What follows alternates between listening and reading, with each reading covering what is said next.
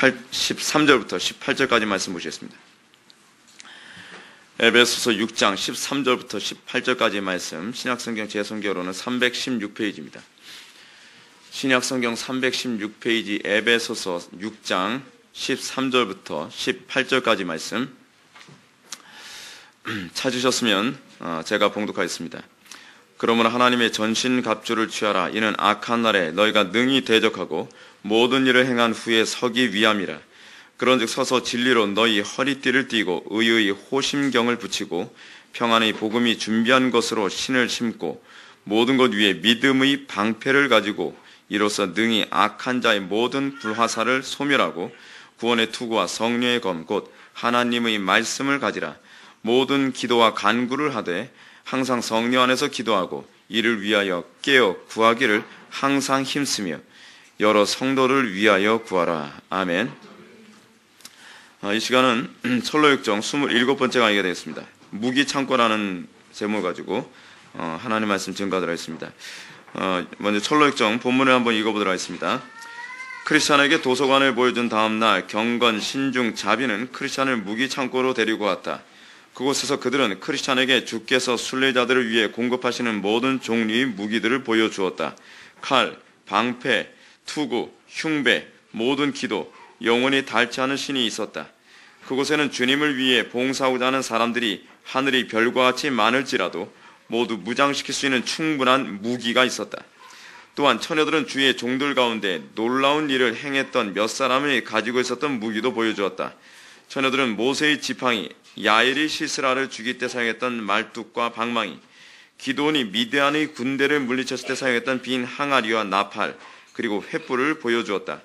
그리고 처녀들은 크리스찬에게 삼손이 사용했던 나귀 턱뼈와 다윗이 골리앗을 죽일 때 사용했던 물맷돌, 주께서 장차 죄인들을 죽이실 때 사용하실 칼을 보여주었다.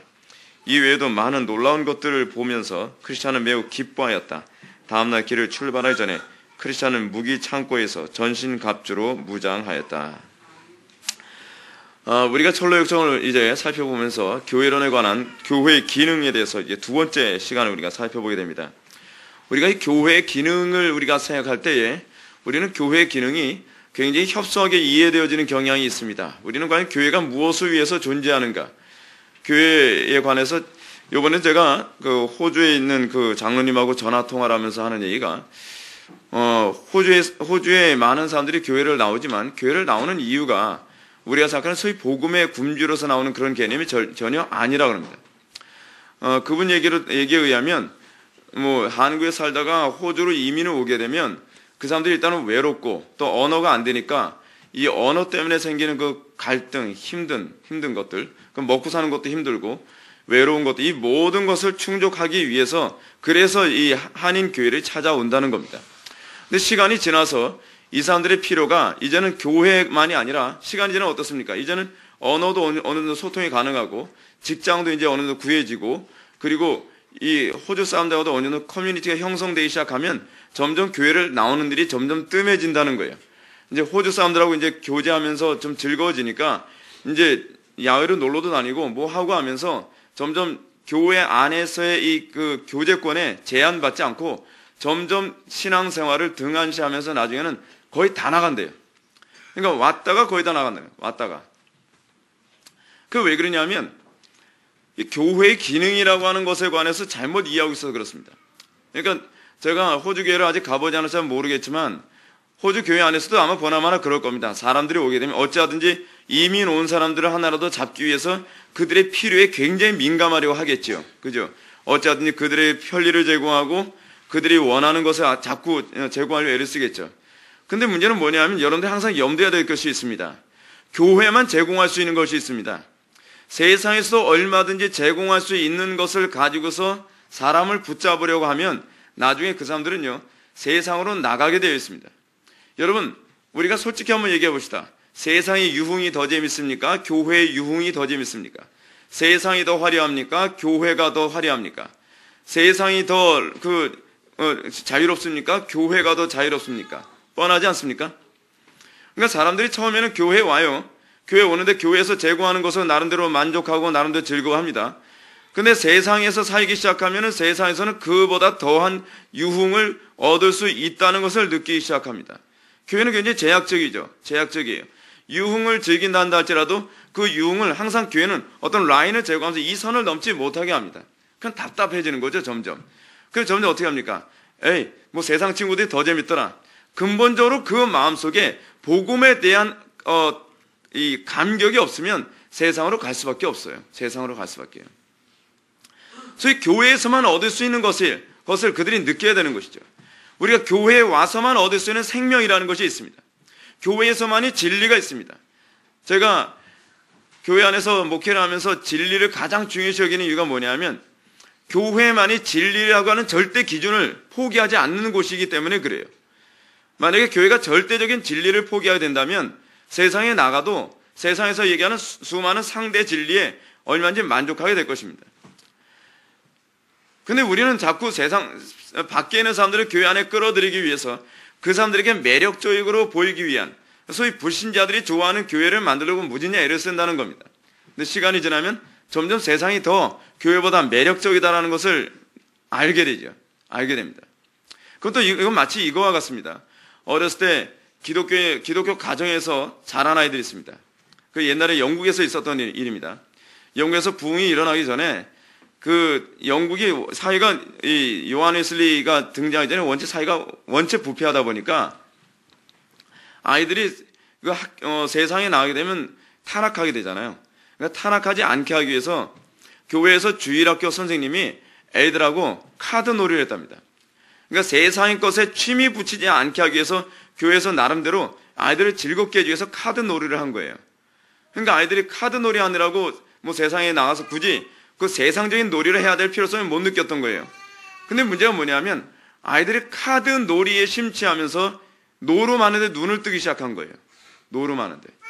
그러더니 이 아이들이 주일학교 아이들이 한 7명 정도 됐었다 그러는데 그 반 아이들이 나중에는 다 이 노름 때문에 사형 선고를 받거나 그렇지 않으면 평생 유치장 생활을 하게 되어지는 상황이 돼버리고 말았다는 겁니다.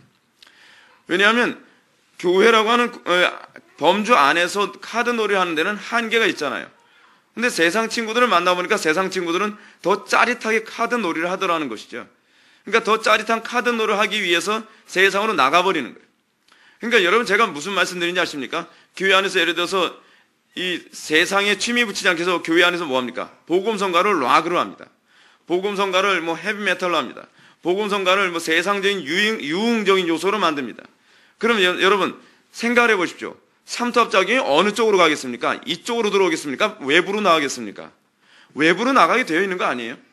오히려 그게 하나의 도화선이 된단 말이에요. 도화선이에요. 세상에 대한 즐거움을 여기서 조금 맛봤는데 정작 세상에 나가보니까 더 재밌더라는 겁니다. 그러니까 여러분 우리가 세상이 점점 악해지면 악해질수록 교회가 살아남는 방법이 무엇이냐 하면 구분되는 것밖에 없어요. 악해지면 악해질수록 소위 복음만이 가장 위대하다는 것에 대한 감격 속에 살아야 돼요. 그 감격이 없으면 우리는 세상으로 나갈 수밖에 없어요. 다른 어떤 곳으로 교제권으로 그렇지 않으면 어떤 세상에서도 얼마든지 줄 수 있는 그런 유흥적인 요소로 사람들을 즐겁게 하려고 한다면 교회는 반드시 내려앉게 되어 있습니다. 그래서 전 세계 교회들이에요. 그래서 리버럴한 교회들은 다 내려앉고 있어요. 다 내려앉고 있어요. 그런데 사람들은 거기서 교훈을 얻지 못해요. 그러면서 또다시 동일한 오류를 반복하면서 우리 한국 교회도 그걸 그대로 따라서 하고 있다는 겁니다. 독일 교회가 그렇게 내려앉았거든요. 영국 교회도 그렇게 내려앉았고요. 지금 미국 교회도 그렇게 내려앉고 있어요. 그리고 여러분들 잘 보시면 아시겠지만 리버럴한 교회들일수록 점점 교세가 줄어들고 있습니다. 지금 현재적으로 봤을 때 보수적인 교회들이 지금 어려움을 당하고 있는 것처럼 보일지 모르지만 시간이 갈수록 어느 나라에서든지 항상 살아남은 교회는 보수적인 교회들 밖에는 살아남은 교회가 없다는 거예요. 자, 이런 차원에서 우리는 교회 기능에 관해서 다시 한번 생각해 볼 필요성이 있습니다. 교회의 기능을 자꾸 우리가 어떤 친교를 하고 즐기기 위한 어떤 모임으로서 마치 취미생활을 위한 모임으로서의 기독교 또는 교회를 자꾸 생각하면 곤란합니다. 지난 시간에 우리가 살펴봤던 것처럼 교회의 첫 번째 기능이 뭐였습니까? 도서관과 같은 기능입니다. 우리는 교회에서 뭘 배웁니까? 하나님의 말씀을 끊임없이 배워야만 합니다. 교회에서 어떻게 건강하게 살 것인가? 뭐 교회에서 뭐 요간을 가르치는 교회가 있고요. 교회에서 뭐 세상적인 거 어떤 그 지식을 가르치거나 뭐 기술을 가르치는 교회도 있습니다. 그거 안 해도 여러분 하나님 말씀 가르치기도 시간이 부족할 지경입니다. 근데 이 도서관적 기능이 오늘날 교회에서 거의 잠식당해 버리고 말았습니다. 세상에 어떤 무슨 뭐 종이접기 반이라든지 그렇지 않은 무슨 모임 그런 거로만 잔뜩 만들었지, 기도 모임이라든지 성경 공부 모임이라든지 그런 것은 교회 안에 점점 사그라들고 있죠. 근데 청교도들이 보는 관점으로서의 교회는 어떤 존재냐면, 교회는 첫 번째는 도서관입니다. 끊임없이 하나님의 말씀을 배우고 교리를 배우고 그 말씀을 어떻게 삶 속에 적용할 것인가를 고민하는 것이, 그걸 위해서 모이는 게 교회입니다. 그러니까 교회 안에서 우리가 팀 모임이라는 걸 하지 않습니까? 팀 모임을 하는 것도 그 이유가 무엇입니까? 그 안에서 내가 배운 그 교리를, 항상 여러분들이 그래요. 교리를 배우는데 여러 번 방식대로 항상 이해하는 게 문제예요. 그거는 종교개혁 당시에도 그랬고 청교도 시대 때도 항상 그랬어요. 그래서 우리 방식으로 자기 주관적으로 이해하려는 것을 최대한 방지하기 위해서 이 팀 모임을 통해 이 종교개혁 당시에도 그런 이 소위 거르는 작업, 그것을 정화시키는 작업을 하는 겁니다. 어떻게 내 삶 속에 적용할까? 내가 바르게 이해했나? 그리고 이 말씀에 관해서 내가 과연 내가 이해한 것과 다른 사람들이 이해한 것은 과연 어떤 차이가 있는가? 그 과정, 도서관적 기능이죠. 그리고 난 다음에 교회의 이 배우는 목적이 무엇인가? 지식 쌓기 위해서 배우는 게 절대로 아닙니다. 착각하지 마십시오. 우리가 고린도전서 13장에서 얘기했던 것처럼 지식에 어떻게 한다고요? 우리를 교만하게 만들어요. 지식은요. 그러니까 여러분, 개혁주의가요, 가르치기만 하면 사람 다 망가뜨립니다. 지식은 사람을 교만하게 만들기 때문에 그렇습니다. 여러분들이 항상 이 지식을 배울 때에 항상 이 지식은 내 삶에 적용하기 위해서 배워야만 합니다. 내가 하나님의 말씀대로 살기 위해서 지식을 배워야만 합니다. 그렇지 않으면 그 지식이 사람을 해칩니다. 자기를 죽여요. 그래서 끊임없이 그 지식대로 살기 위한 몸부림, 그 지식대로 살도록 하기 위한 이 기도를 끊임없이 강요하지 않으면 안 돼요. 우리는 배우는 건 좋죠. 배우는 거에 얼마나 우리의 이성을 즐겁게 만듭니까? 그렇지 않습니까? 근데 우리가 뭐가 싫으냐면 말씀대로 사는 게 싫은 거예요. 말씀대로 살려면 어떻게 해야만 합니까? 내 정과 이고 십자가에 못 박아야 돼요. 이게 제일 듣기 싫은 거 아닙니까? 하나님의 말씀은요, 여러분들 잘 기억하십시오. 여러분들 본성에 맞는 거 하나도 없습니다. 하나님의 말씀이 여러분들 본성에 맞는 부분이 있을 거라고 생각하면 오산입니다. 하나님의 말씀은요, 하나서부터 10까지 우리 본성에다 거슬립니다. 왜 거슬리냐? 하나님의 말씀이 만약에 우리 본성에 맞는 부분이 있다면 우리는 전적인 타락이라는 표현을 사용하지 않을 것이기 때문에 그렇습니다. 여러분들이 이렇게 생각할 거예요. 목사님, 그래도 저는 설교 들으면서 제 마음에 드는 게 상당히 많은데요. 많을까요? 실제로요? 지식으로 받을 때야 여러분들 맞겠죠. 그것도 어떤 식으로 맞는 거냐 하면 역시 내가 생각한 게 옳아라는 식으로 여러분들 맞는다고 얘기할 겁니다. 그런데 문제는 뭐냐 하면 그렇게 살고 싶은 마음은 없는 거죠. 그렇게 살게 되면 어떻게 해요? 모든 지식이 항상 나에게 거슬리게 되는 겁니다. 그래서 어떻게 해요? 우리가 이 지식이 내 삶 속에 거슬리다는 것을 발견하게 되면서 우리는 어떻게 돼요? 두 가지 작용이 나타난다 그랬죠? 하나는 뭐예요? 하나는 이 지식을 내가 살 수 있는 방식으로 내가 재해석하는 거예요. 이게 우리가 흔히 하는 방식이에요. 그러니까 여러분, 유대인들이 어떤 식으로 재해석을 했습니까? 하나님의 말씀을 내가 하나님을 의존하지 않고, 이게 굉장한 교만이거든요. 하나님의 은혜를 의존하지 않고 율법을 지킨다는 것만큼 교만한 게 없어요. 왜요?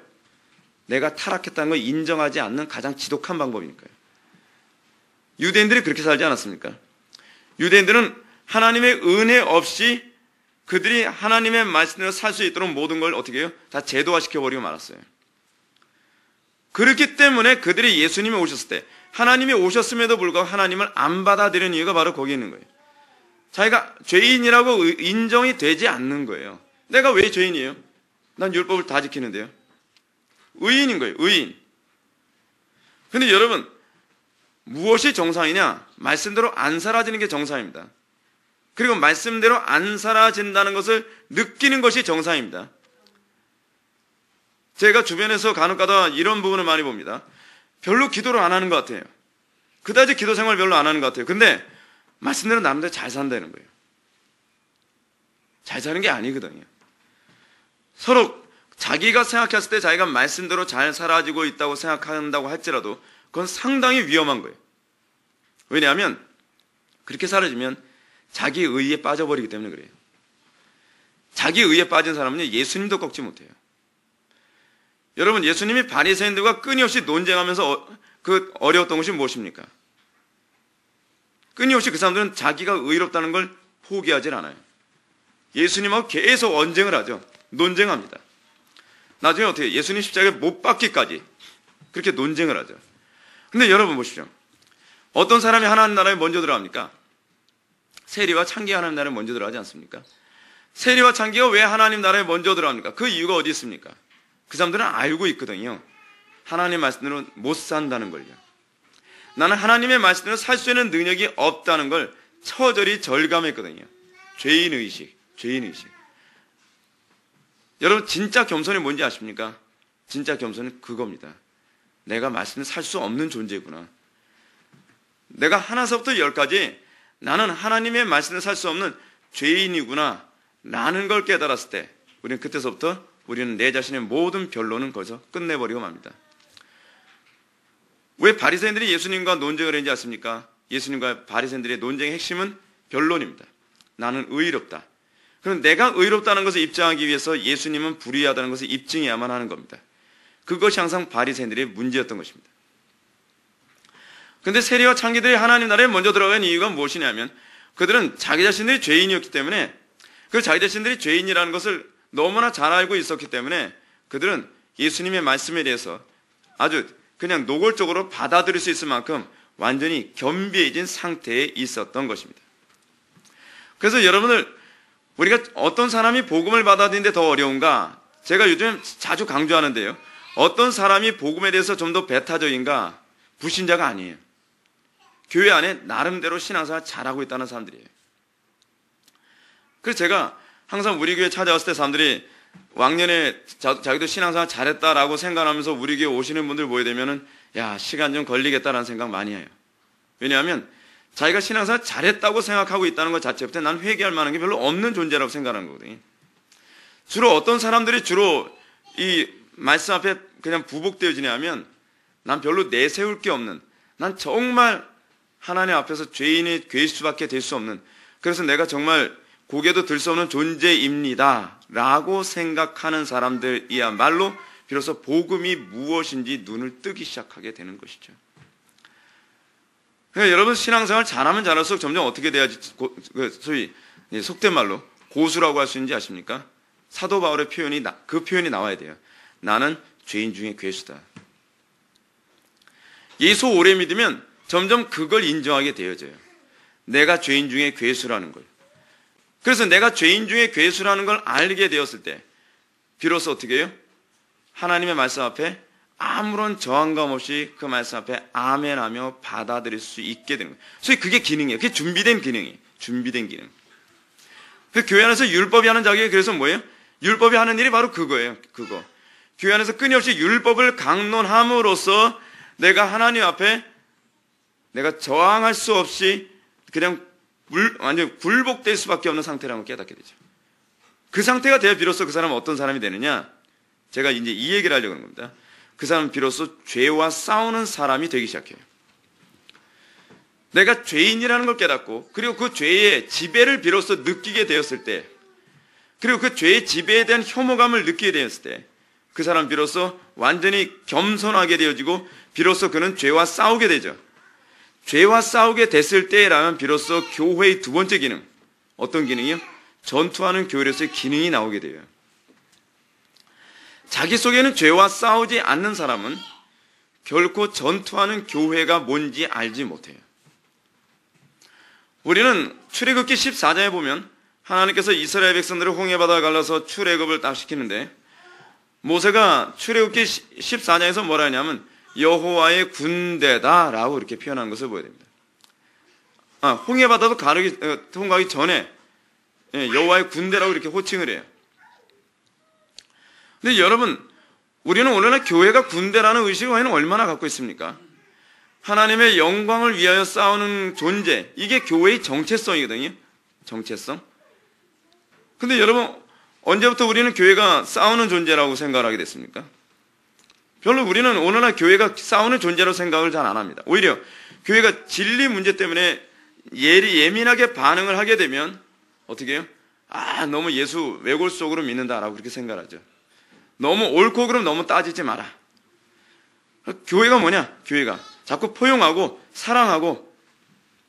제가 오늘 칼럼에 그 옛날에 올렸던 그 칼럼을 제가 하나 올해 다시 읽으면서 다시 올린 게 하나 있는데, 하나님은 사랑이신가? 하나님은 친절이신가?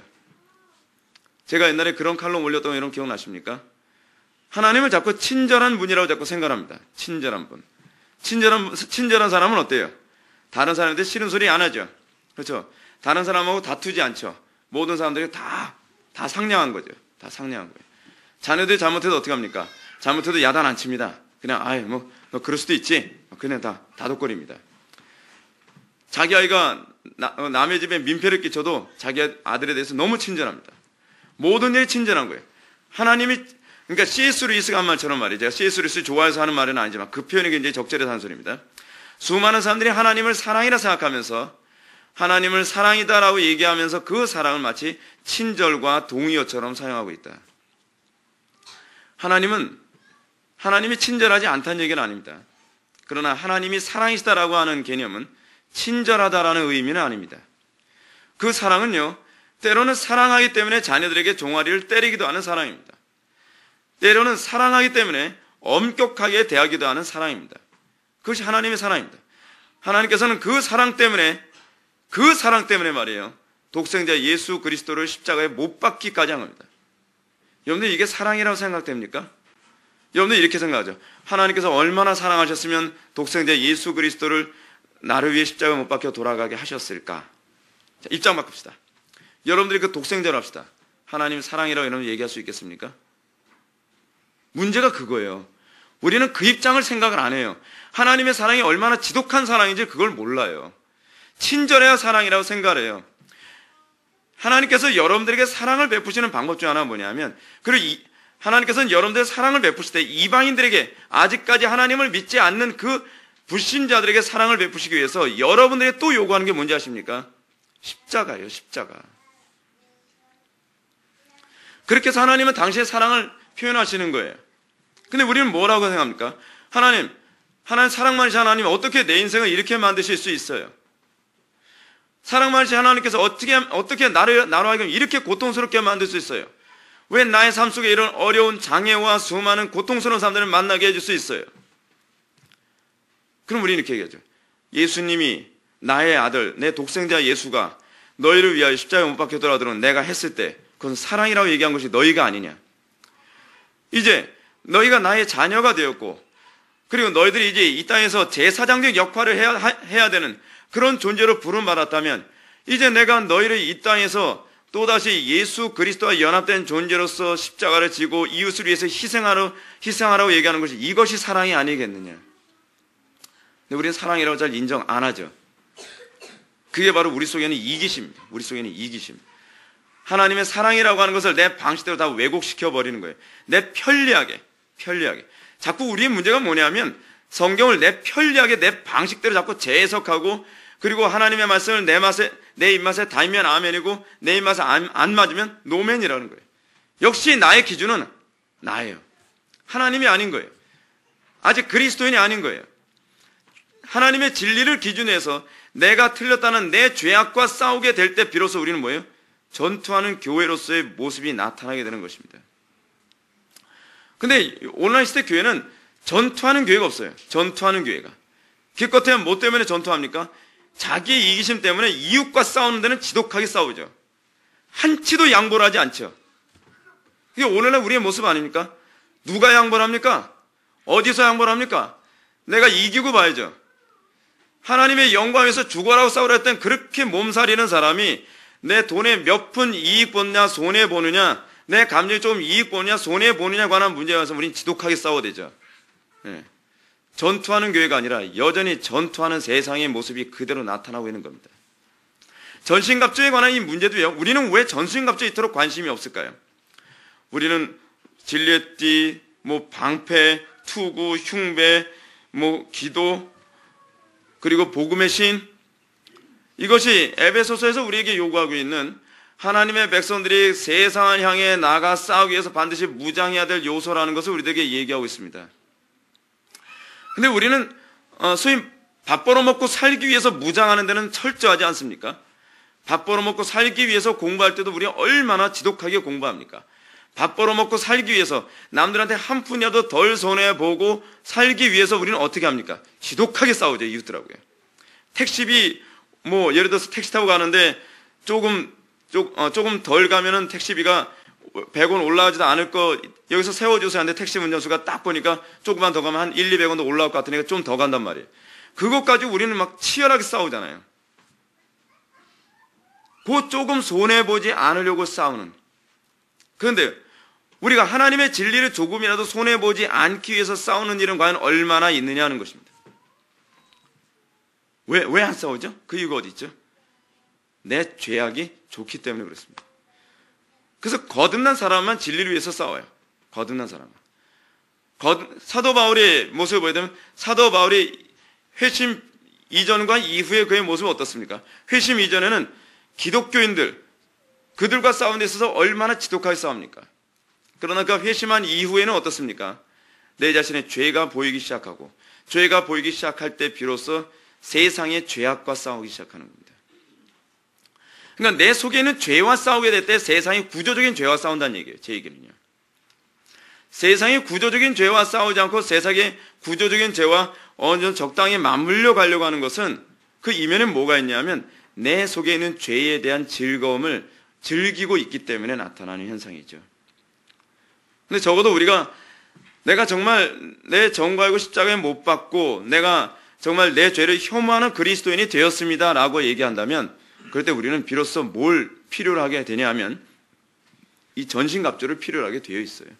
전신갑주요. 오늘날 상당수의 그리스도인들이 이 전신갑주의 첫 번째 게 뭡니까? 여기서 이제 칼을 이제 얘기하는데 칼이 뭐라고 해요? 말씀의 검이라고 하지 않습니까? 말씀의 검. 말씀의 검 또는 성령의 검이라고 얘기합니다. 우리가 이 구조적인 죄악과 싸우려고 했을 때, 이 세상의 죄악과 싸우려 했을 때, 또는 내 속에 있는 죄와 싸우려고 했을 때 우리는 반드시 뭐에 대한 필요를 느끼냐면 말씀에 대한 필요성을 느끼게 되어 있습니다. 말씀에 대한 필요. 왜요? 이 철로역정 열서도 보게 되면 말씀은요, 사단과 싸우는 유일한 공격무기라고 얘기하고 있기 때문에 그래요. 유일한 공격무기. 마귀의 강력한 유혹들을 잘라내며 다른 한편으로 마귀의 권세와 힘 아래 있는 영혼을 건져낼 수 있는 무기는 이 말씀의 검밖에 없습니다. 말씀의 검밖에. 근데 문제가 뭐냐면 말씀의 검의 특징이 뭐냐면 그게 양날을 가지고 있어요. 여기서 얘기하는 양날이라는 말은 제가 무슨 얘기냐면 그 칼끝을 양쪽으로 겨누고 있다는 겁니다. 하나님의 말씀은요, 칼끝을 어느 쪽으로 겨누고 있냐면 1차적으로 겨누는 쪽이 여러분들 속에는 죄입니다. 그래서 이 말씀이 여러분들이 말씀의 검으로서의 이 기능을 제대로 사용하려면 이 말씀의 검 앞에서 내 죄악된 내 본성의 칼끝을 겨누고 있다는 것에 관해서 우리가 굴복될 수 있고, 그리고 그 칼끝이 우리가 이 칼끝 앞에서 내 죄악이 죽어져야만 비로소 그 칼끝의 반대쪽인 손잡이를 잡을 수 있다는 것이 이게 문제입니다. 여러분 어떻습니까? 여러분 말씀을 들을 때 제일 힘든 게 무엇입니까? 그 말씀이 나를 겨누고 있다는 것이 그 힘든 거 아닙니까? 그리고 나를 겨누고 있다는 것을 여러분들이 느끼게 되어야만 비로소 그 다음에 세상을 위해서 싸울 수가 있어요. 근데 문제가 뭐냐면 우리는 말씀을 딱 들을 때 김지사 오늘 왜 안 온 거야? 오늘 김지사가 들어야 될 얘기인데. 그 말씀의 끝이 그 사람에게 겨눠졌다고 생각하는 거예요. 그렇지 않아요? 모든 말씀은요, 강단에 선포되어지는 모든 말씀은요, 항상 여러분들 심령 속에 있는 그 죄악의 그 감춰진 그곳에 예리하게 딱 겨누고 있다는 것을 알아야만 합니다. 그 말씀 앞에서 하나님 뭐래요? 너 이것부터 네가 굴복되어져야 된다. 그래서 이스라엘 백성들이 어떻습니까? 이스라엘 백성들이 가나안 땅을 진격해 들어가기 전에 이스라엘 백성들에게 하나님께서 요구했던 것이 뭐죠? 요단강 건너기 전에요. 할례를 요구했잖아요. 할례. 하나님께서 이스라엘 백성들에게 뭘 얘기한 겁니까? 너희들의 죄악된 그 근원부터 잘라내라는 겁니다. 전쟁은 거기서부터 시작돼요. 나부터 피를 흘려야 돼요. 내 속에 있는 죄악부터 피를 흘리고 그것부터 죽어지는 것부터 시작을 해야 그 다음에 이스라엘 백성들이 가나안 땅에 들어가서 전쟁을 할 수 있게 되어지는 거예요. 이것이 바로 복음의 특징이에요. 그래서 여러분, 말씀의 검이요, 공격 도구로서 하나님께서 우리에게 주신 것임에도 불구하고 이 도구가 정말 능력 있게 사용되려면 우리는 내가 써먹었는데 별로 관심을 갖지 말아야 돼. 어디에 먼저 관심을 가져야 되냐? 내 자신의 죄악됨을 쳐 죽이는데 그 말씀에 대한 관심을 가져야 된다는 사실입니다. 그러니까 여러분들 제발 성경을 읽을 때도요, 내가 역시 옳았어 라고 하는 걸 찾기 위해서 말씀을 읽지 말고 내가 정말 죽어야 될 것이 무엇인가를 항상 찾기 위한 그런 차원에서 성경을 좀 읽었으면 좋겠습니다. 우리는 성경 읽을 때 복 받는다, 성공한다, 잘 먹고 잘 산다, 그런데 밑줄 많이 그는 사람 좀 문제 있는 거 아닙니까? 성경 읽으면서 내가 몰랐던 내 죄악이 또 여기서 드러났구나. 아프지만, 인정하기 싫지만 그것을 또 받아들이고 아멘하며 굴복하게 됐을 때 비로소 우리가 세상에 나서 능력 있는 그리스도인으로서의 삶을 살게 되는 것이죠. 중요한 것은 이 성령의 검이라고 하는 표현입니다. 그냥 말씀의 검 하면 되는데 왜 성령의 검이라고 했을까? 그 이유는 뭐냐면 성령께서 쓰시는 검이라는 얘기입니다. 말씀은요, 엄밀한 의미에서 내가 쓰는 검이 아닙니다. 그러니까 이런 거죠. 우리가 다른 사람한테 전도하러 나옵니다. 근데 우리는 성령님을 별로 의존하지 않고 내가 성경 구절 몇백 개 달달달 외우고 그리고 교리 공부 열심히 딱 하고 나서 자기의 이성을 잘 사용해가지고 다 덤비라 그래. 내가 그냥 다 끝내버리겠어요. 말씀을 그렇게 사용하는 게 아닙니다. 말씀의 검은요, 그 말씀의 검을 사용하시는 주체는 성령님이십니다. 그래서 우리가 이 말씀을 가지고서 세상에 나와서 싸울 때 성령님이 이 말씀의 검으로서의 이 주체가 되지 아니하시면 희한하게요, 어떤지 아십니까? 말씀은 많이 알고 있는데 분별을 못해요. 요즘 유명한 신학자들 팍팍 무너지지 않습니까? 왜 그래요? 말씀을 이성의 검이라고 자꾸 생각하고 있어서 그래요. 말씀은 이성의 검이 아닙니다. 성령의 검이에요. 성령께서 사용하시는 검이에요. 성령께서 사용하실 때라야만 그 말씀은 효율성이 있어요. 근데 우리는 자꾸 말씀을 내 이성의 검이라고 자꾸 착각하는 경향이 너무 많다는 말이에요. 물론 말씀의 첫 번째 호소하는 대상은 뭐냐면 이성의 호소랍니다. 그러나 이성의 호소한 그 말씀이 믿음으로 받지 아니하면 여러분들은 냉랭해집니다. 얼마나 많은 장로교회가 하나님의 말씀을 전하는데 그 말씀이, 그 탁월한 말씀을 들으면서도 교인들이 냉랭해집니까? 왜요? 믿음으로 받지 않을 때 나타나는 현상이에요. 둘째로 방패를 언급합니다. 이 방패라고 했을 때 이 방패는 오늘 그 에베소에 보게 되면 믿음의 방패라고 합니다. 근데 이 헬라어로 이 믿음의 방패 했을 때 이 방패가 뒤레오스라고 하는 헬라어를 사용하는데 이 뒤레오스라고 하는 헬라어는 이 스쿠툼이라고 하는 이 로마식 방패를 얘기합니다. 스쿠툼이라고 하는 로마식 방패는 뭐냐면 높이가 한 1m 20cm 정도 되는 높이인데 로마인들이 키가 별로 크지 않았다 그러거든요. 로마인 이야기 보게 되면. 근데 그 사람들이 스쿠툼을 딱 들고 나서 무릎을 조금 굽히기만 하면 방패 안에 자기 몸을 다 감출 수 있는 거예요. 그래서 여러분, 이 글래디에이터라든지 뭐 그런 로마와 관련된 영화를 보게 되면은 로마인들이 가지고 있는 방패가 두 종류 방패 있지 않습니까? 원형 방패. 원형 방패는 이 1대1로 상대방과 싸울 때 짧은 검 들고서 이렇게 싸우는 건데, 군인들이 대열이 이루어가면서 이 성을 공격하든지 할 때 그들이 사용하는 게 주로 스쿠툼입니다. 스쿠툼 같은 경우에는 위로 맞게 되면 지붕이 돼버리고요, 앞으로 맞게 되면 벽이 돼버립니다. 그래서 화살을 쏜다 할지라도 이 스쿠툼은요, 이 틈새가 없기 때문에 병사들이 희생이 최소화되어집니다. 근데 오늘 이 본문을 보게 되면 이 방패가 무엇과 관련을 맺고 있냐면 마귀가 쏘는 이 화전을 막기 위한 방패라고 얘기합니다. 마귀의 유혹의 화전. 근데 이 방패가 무슨 방패라고요? 믿음의 방패. 믿음의 방패. 이 땅에 살아가면서 여러분, 우리는 끊임없이 세상적인 불이 붙기 쉽습니다. 굉장히 이게 이 땅에서 믿음 없이 살지 않을 수 없다는 얘기가 바로 이겁니다. 믿음이 없으면 세상적인 불이 붙게 되어 있습니다. 아시겠습니까? 우리 인간이라는 존재는요, 끊임없이 사단에 의해서 음란에 불이 붙기도 하고 명예에 불이 붙기도 하고 뭐 쾌락에 불이 붙기도 하고 그리고 부귀영화에 대한 불이 붙기도 합니다. 그냥 조금만 눈 돌리면 온 세상이 다 그런 것들입니다. 화려한 것 투성이죠. 음란한 것 투성이죠.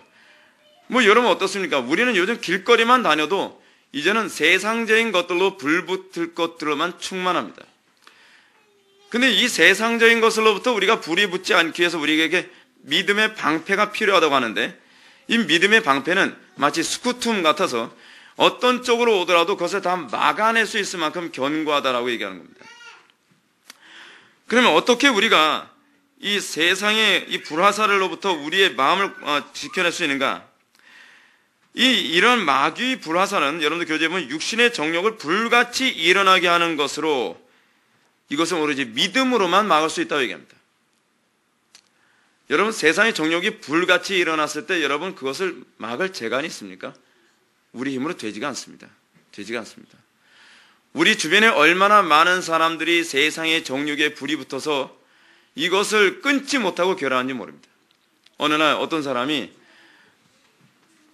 여러분, 고린도 교회에 이제 그런 얘기가 나오는데, 고린도 교회 안에서 음풍이 돌았답니다. 제가 알고 있는 어느 교회에서 그런 문제가 한번 발생을 했는데요.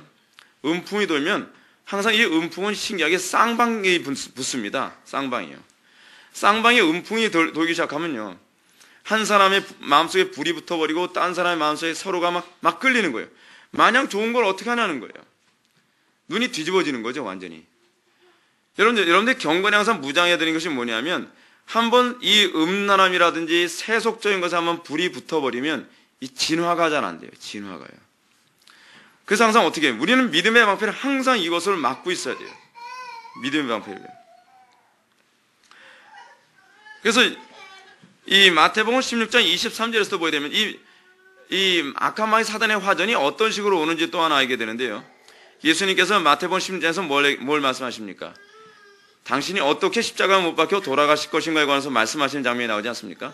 그러니까 베드로가 주는 그리스도 살아계신 하나님의 아들이시니이다 라고 하는 이 고백이 마태복음 16장 16절에 나오는데, 그 이후에 예수님께서 뭐 시몬아 너 그 믿음 하나님께서 주셨다 뭐 이런 얘기 쭉 하고 난 다음에 당신이 어떻게 십자가에 못 박혀 돌아가실 것을 딱 예언을 하고 나니까 그 다음에 베드로가 뭐랍니까? 주여 그리하지 마소서. 악한 마귀 사단의 화전이 공격이 들어오는 거죠. 왜요? 여러분, 우리 십자가 지고 싶어 하는 사람 아무도 없잖아요. 근데 마치 이거와 같습니다. 여러분들이 정말 십자가를 져야 하나님께 영광이 되는 상황이 딱 됩니다. 근데 주변에서 이렇게 합니다. 꼭 그렇게까지 살 필요 있냐? 꼭 그렇게 어렵게 살아야 되냐? 자꾸 예수님이 그거에서 뭐라 표현했죠? 네가 하나님의 일이 아니라 사람의 일을 생각하는도다 라고 하는 것처럼, 자꾸 사람의 일을 생각하는 쪽으로 불을 붙이는 사람을 만나게 되었을 때 우리가 이거 지켜내가 얼마나 힘든지 모릅니다. 우리가 조금만 그냥 눈 감아주면 되는데, 요번에 극장에서 장발장이라고 하는 영화 나오지 않았습니까? 장발장이라는 영화, 우리 지체한테 그 얘기 들었는데, 장발장 뭐 책으로 본 사람들도 다 아는 내용이긴 하지만, 그 장발장에서 그 자베르 경감 역으로 러셀 크로우가 그 역을 맡았더라고요. 제가 이렇게 봤더니.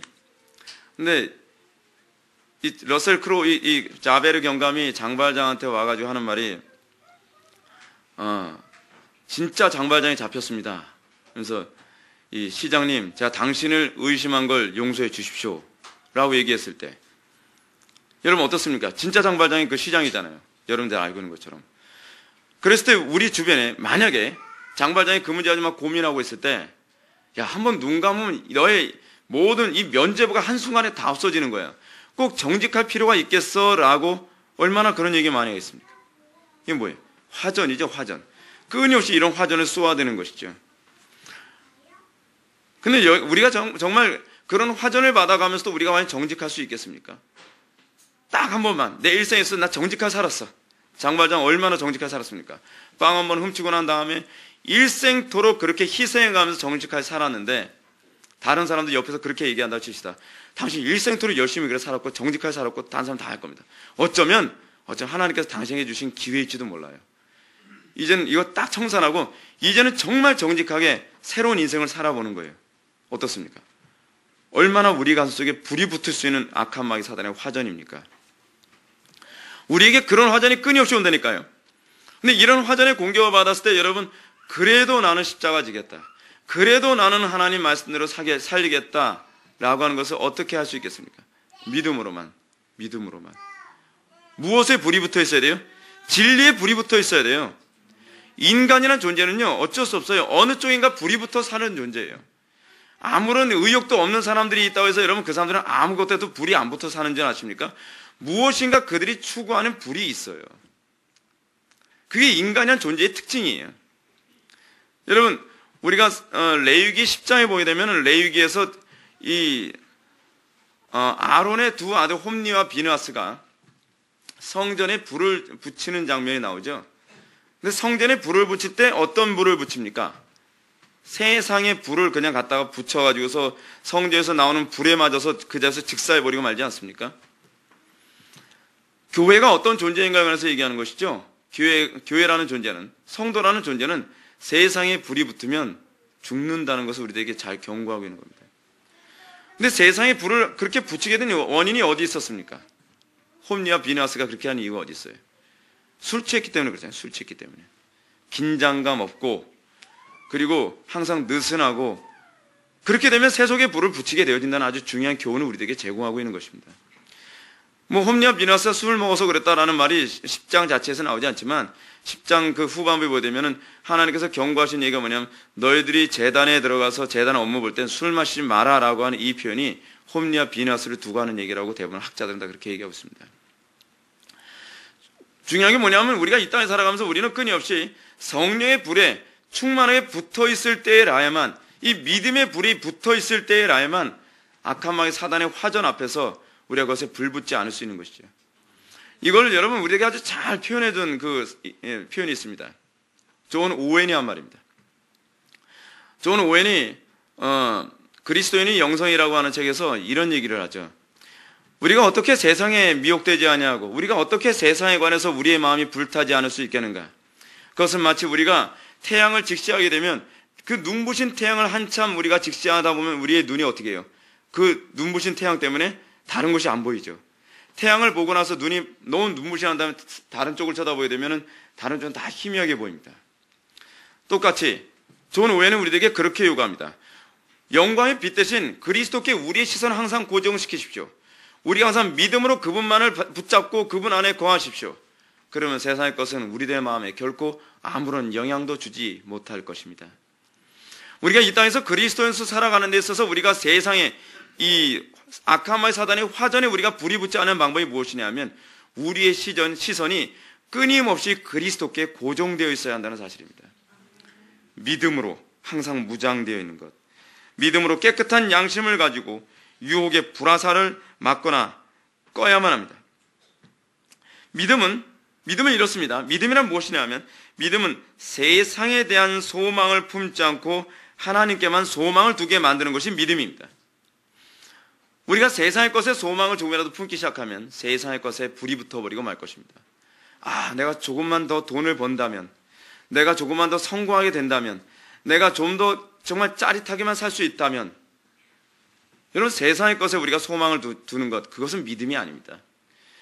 그러니까 믿음이냐 아니냐에 관한 이것을 구분하는 중요한 기점 중에 하나는 뭐냐면, 어느 쪽에 소망을 두고 살아가느냐가 믿음이냐 아니냐를 규정하죠. 어찌하든지 남들보다 더 좋은 옷 한번 입어보려고 거기에 자꾸 초점 맞추고, 여러분 참 인간의 존재는 이렇습니다. 까짓거 한번 태어나서 한번 사는 인생, 남들 다 해보는 거 나도 한번 해보면 어떨까? 여러분, 우리가 그런 마음 갖게 될 때 많지 않습니까? 야, 나도 남들처럼 뭐 한번 해보고 싶다. 나도 남들처럼 저런 차 한번 타보고 싶다. 나도 남들처럼 의리의리한 집에 살고 싶다. 여러분, 우리가 자꾸 그런 데 소망을 두기 시작하면요, 믿음이라고 하는 것은 멀리 가버리고 맙니다. 믿음하고 여러분들 아무 상관없이 살게 돼 있어요. 이 땅에서 우리가 좋은 차 한번 안 타봐도 난 그런 거 별로 관심 없다. 내가 이 땅에서 좋은 집 안 살아도 난 그런 거에 관심 없다. 난 오로지 그리스도와 동행하고 사는 것, 난 그것이 나의 최고의 만족이다. 그렇게 된다면 우리는 세상의 것에 결코 불이 붙지 않을 것입니다. 저는 개인적으로 그렇습니다. 목회를 하면서도 자꾸 오는 유혹이 뭐냐면, 뭐 남들 그 큰 교회 목회하는 목사님처럼 나도 그렇게 큰 교회 한번 좀 큰 교회에서 목회 한번 해보면 어떨까? 그런 욕심이 얼마나 이 마음을 희미하게 만들어 버리는지 모릅니다. 근데 항상 그 유혹을 막게 만드는 아주 중요한 도화선이 하나 있어요. 뭐냐면 하나님의 영광이 나타나는 교회 한번 봤으면 좋겠다요. 제 소망은 그래요. 모든 성도들이 하나님의 영광만 바라보면서 모든 성도들이 하나님의 영광 위에 자기를 부인하는 그런 공동체 한번 봤으면 좋겠다. 그래서 제가 계속 일평생 제가 이 10년 가까이 제가 목회를 하면서 계속 여러분에게 계속 초점을 맞추는 것이 바로 그겁니다. 그거예요. 근데 그거에 초점을 맞추기 시작하면 신기하게도 교회가 커지는 거나 그런 거에 욕구가 확실히 많이 줄어들어요. 항상 여러분들이 마음에 가져야 될 건 하나님의 영광이에요. 하나님 영광. 어쨌든 하나님 영광 드러나는 교회가 되는 거. 그거에 여러분들이 관심을 가져야만 합니다. 양심적인 그리스도인이라면 그거에 관심을 가져야 돼요. 하나님 영광이 어쨌든 나는 잘 먹고 잘 살고 나는 성공만 하면 된다. 그거는 그리스도인이라고 말할 자격이 없어요. 어떻게 이렇게 감히 그리스도인이라는 말을 그렇게 쉽게 얘기를 합니까? 그건 자격이 없어요. 하나님의 영광에 관심이 없으면요. 셋째로 투구를 언급하는데 이는 구원의 투구를 의미합니다. 군사들은 투구를 쓰고 전쟁에 임하는데 머리를 상하게 되면 치명적이기 때문입니다. 마귀들은 인간의 깨지기 쉬운 머리 부분을 공격합니다. 마귀의 공격이 우리 생각을 사로잡을 때 치명타를 입을 수 있기 때문에 그렇습니다. 무릇 지켜마는 것보다 네 마음을 지키라. 생명의 근원이 이에서 남이니라. 사단은 항상 우리의 머리를 공격하죠. 근데 이 머리를 공격하는 이 공격 중에서 우리의 머리를 보호해주는 중요한 그 믿음의 그 도구가 하나 있는데, 갑옷이 하나 있는데, 그것이 뭐냐면 구원의 소망입니다. 구원에만 소망을 두는 것. 구원에 소망을 둔다.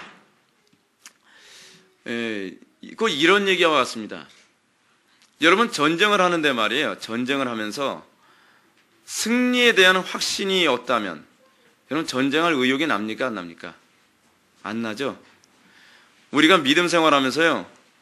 여러분들 믿음 생활하면서 그런 거 많이 겪어봤을 겁니다. 하나님의 말씀대로 살면 모든 것이 다 잘 되는 게 아니에요.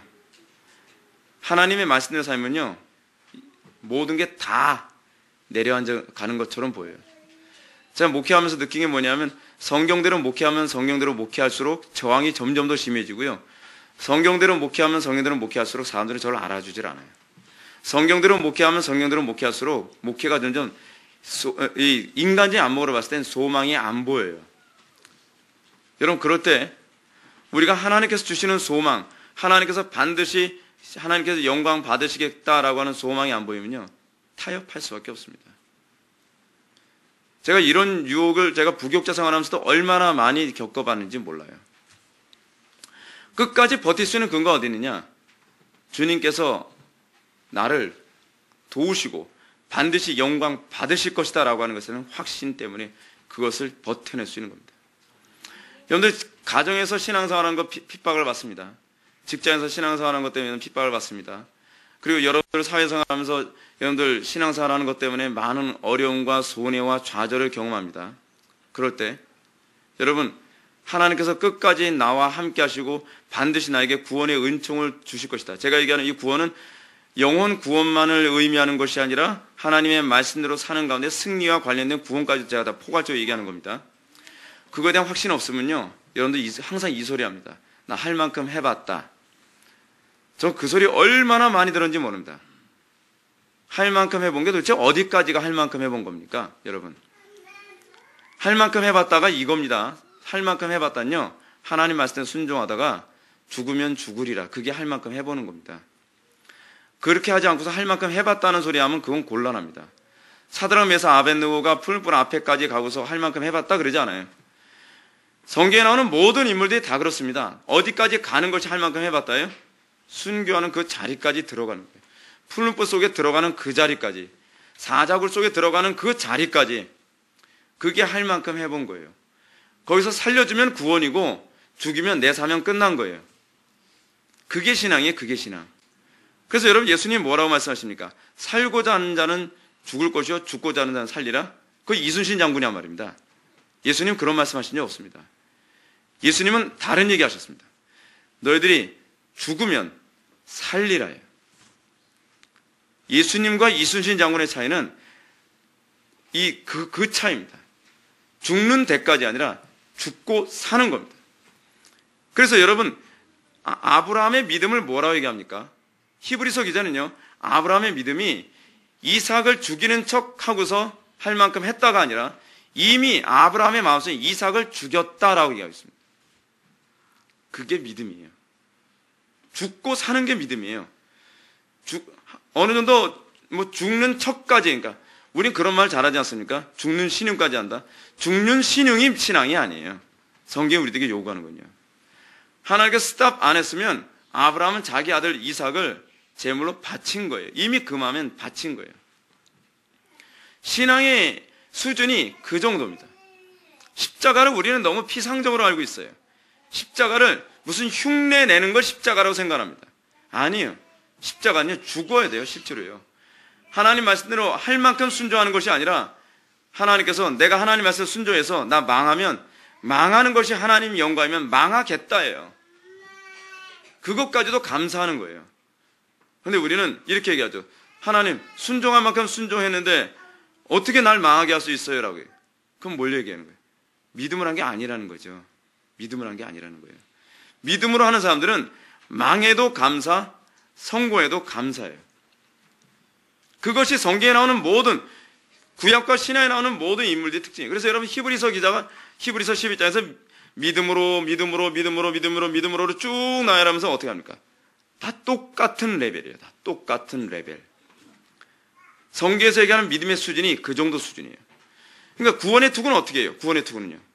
어떻게 해야 우리가 믿음을 잃어버리지 않는다는 거예요? 여러분, 전쟁에서 머리 맞으면 죽는 거예요. 하나님께서 나를 죽은 자 가운데서 다시 살릴 수 있다라고 하는 이 믿음. 아브라함의 믿음 아니었습니까? 우리의 신앙의 계보가 그 아니에요? 그 계보거든요. 아브라함의 신앙에 관해서 히브리서 기자가 그렇게 얘기했잖아요. 이는 저를 죽은 자 가운데서 다시 살릴 것을 믿었습니다. 그게 우리가 받은 믿음이에요.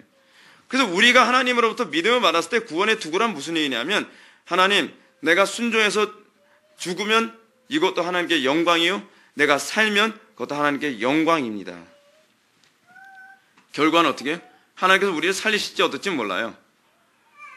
그러니까 저는 여러분들 우리 교회 나와서 신앙생활 하지만 여러분들이 제 밑에서 신앙생활 한다 해서 우리 교회 커진다는 보장 없어요. 그거는 하나님 마음이에요. 어쩌면 일평생 구멍가게 같은 조그만 교회에서 신앙생활 하다가 그냥 끝날 수도 있어요. 우리가 항상 목적을 삼아야 되는 건 뭐냐면 성과가 아니에요. 이렇게 목회해서 엄청난 교회가 되겠지. 거기에 초점 맞추면 반드시 타락합니다. 그리고 어느 정도 순종하다 나중엔 불평하고 하나님 원망하게 되어 있어요. 하나님 나 이렇게 순종하고 이렇게 하나님 말씀도 했는데 어떻게 이룰 수 있습니까? 근데 여러분 분명한 게 뭐냐면 하나님은요 우리 교회 크게 해주셨다고 약속하신 적이 없어요. 하나님께서 저에게 요구하신 것은 하나님 영광이지 하나님께서 기뻐하시는 교회가 되게 하는 데 있는 것이지 우리 교회가 여의도 수목교회처럼 커진다든지 우리 교회가 나중에 엄청난 일을 해서 하나님을 영광스럽게 한다 그런 거 약속하신 적 없어요. 여러분들 직장 생활하는 것도 그렇습니다. 직장 생활에서 내가 이렇게 순종했는데 하나님 왜 내 사업이 이 모양입니까? 사업 성공하게 된다고 약속한 적 없어요. 우리는 그것 때문에 순종하는 거 아니거든요. 구원의 투구라고 하는 것이 무엇이냐면 하나님께서 영광 받으신다면 내가 어떻게 하든지 순종하겠다는 이 마음, 이 믿음 이게 깨지면 다 죽는 거예요. 이게 깨지면 안 돼요. 하나님께서 여러분 신앙생활 잘하면 행복 보장해 준다? 성경에 그런 말 없어요. 자꾸 성경 가지고 사기치는 분들이 그런 얘기 하지 않습니까? 예수 잘 믿으면 성공해. 예수 잘 믿으면 가정이 행복해져. 예수 잘 믿으면 어쩌고저쩌고. 그럴 수도 있어요. 근데 안 그럴 수도 있어요. 무슨 얘기인지 아시죠? 하나님께서 궁극적으로 목표로 하시는 것은 우리를 통해서 하나님께서 영광 받으시겠다는 것이지 예수 잘 믿으면 가정이 화목해진다. 예수 잘 믿으면 사업이 성공한다. 예수 잘 믿으면 여러분들 장래 보장해준다. 그런 거 성경에 약속한 적이 없어요.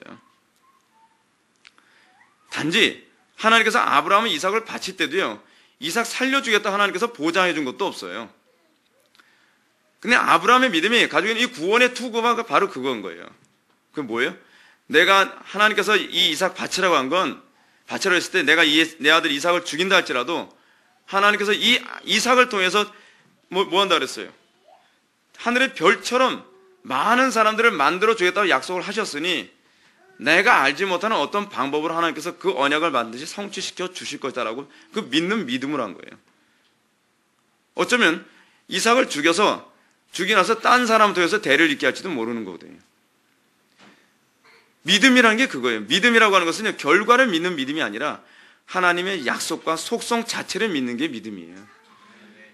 하나님 인격 자체를 신뢰 못하고 잘 되면 하나님 사랑합니다, 영광 돌립니다 그러다가 내 마음대로 안 되면 하나님의 인격 자체를 함부로 모독하듯이 얘기한다면 그건 신앙이 아니죠. 하나님 너무한 거 아닙니까? 뭘 너무해요? 하나님이 사랑이시라는 거 여러분 고백하잖아요. 그럼 하나님은 우리가 눈에 보여지는 어떤 방식과 관계없이 그분이 사랑이라는 동기로 하셨다는 것에 관해서는요, 의심해서는 안 돼요. 이게 하나님의 속성이에요. 하나님께서 내가 원치 않은 인생의 어떤 결과를 초래하셨어도 그건 내가 원치 않을 뿐이지 그건 하나님의 사랑이라고 하는 원리에서 다 이루어지고 있는 거예요. 그래서 사도 바울이 뭐라 얘기합니까? 범사에 감사하라는 거예요. 범사에 감사하는 게 믿음이에요. 그래서 불평이 불신의 전형적인 요소라고 얘기하지 않습니까? 구원의 투가 바로 그겁니다. 그래 넷째로 흉배를 언급합니다. 흉배는 뭘 의미합니까? 의의 흉배입니다. 의의 흉배. 흉배는 의의 흉배를 의미하는데 마귀가 직접 참수하는 것을 방어하기 위한 장비다. 베드로전서 2장 12절 말씀 보면 이런 말씀이 있습니다. 너희가 이방인 중에 행실을 선하게 가져 너희를 악행한다고 비방하는 자들로 하여금 너희 선한 일을 보고 오시는 날에 하나님께 영광을 돌리게 하려 함이라. 하나님께서 영광을 받으시는 방법이 있죠. 그것은 성도들의 의로운 삶입니다. 우리가 로마서에서 만나요. 하나님께서 우리를 하나님의 의가 되게 하셨느니라. 그렇죠? 하나님의 의가 되게 하셨다. 이거 칭의만 얘기하는 거 아니라 그랬죠. 칭의가 아니라 거기서 얘기하는 하나님의 의가 되게 하셨다라고 하는 것은 하나님의 의로우신 성품을 우리를 통해서 드러내기를 기뻐하셨다는 거예요. 우리는 우리의 모든 삶 속에서 어찌하든지 하나님께서 우리를 부르신 궁극적 목적이 우리를 통해서 하나님의 의가 드러나게 하셨다는 걸 기억해야 돼요. 기억해야 돼요. 그래서 우리는 어찌하든지 하나님의 영광을 드러내기 위해 우리의 모든 행위가 어찌하든지 의롭게 되도록 애를 써야만 해요. 오늘날 한국교회 교인들에게 이 부분이 참 별로 안 어울리는 성경 구절이죠, 실제로요.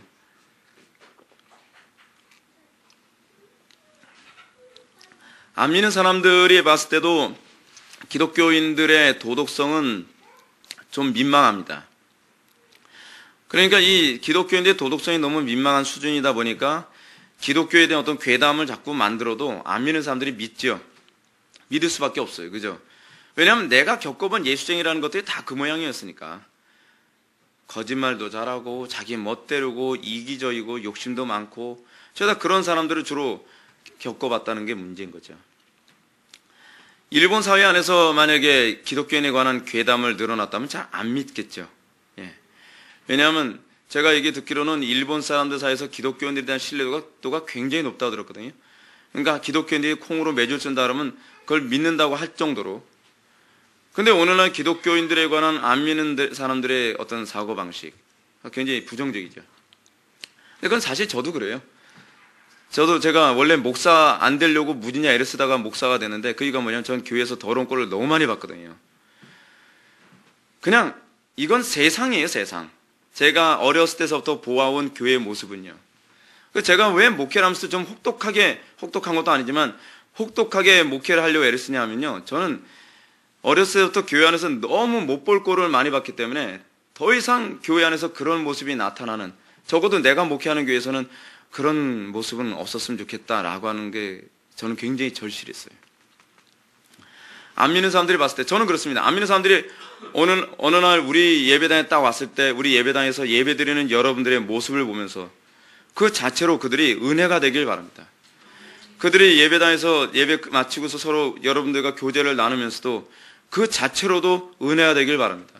그 여러분들 직장 생활하고 여러분들 가정 생활하고 여러분들 사회 생활하는 그 곳에서도 안 믿는 사람들이 여러분들을 보면서 야, 내가 종교를 선택한다면 나도 기독교 선택하겠다.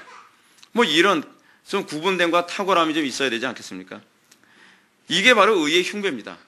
오늘날 기독교가 이 흉배 자체를 잃어버렸습니다. 흉배가 뭡니까? 여러분 착각해서는 안 되는 게 뭐냐면 우리는 구원받기 위해서 선하게 사는 사람들이 아닙니다. 우리의 선행은 구원받았기 때문에 선하게 사는 겁니다. 왜 구원받았기 때문에 선하게 살아요?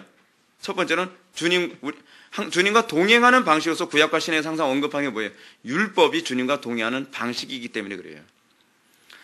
내가 사랑하는 주님과 연합하기 위해서, 그분과 날마다 동행하기 위해서 우리는 율법을 지키는 것이 옳습니다. 또 하나, 우리가 주의 계명을 지킴으로 말미암아 하나님께서, 내가 사랑하는 하나님이 영광을 받으시기 때문에 그렇습니다. 자꾸 행위구원 얘기를 하는 이유가 어디 있냐면 구원받지 않은 사람들이 많으니까 자꾸 행위구원이 나오는 것 같아요.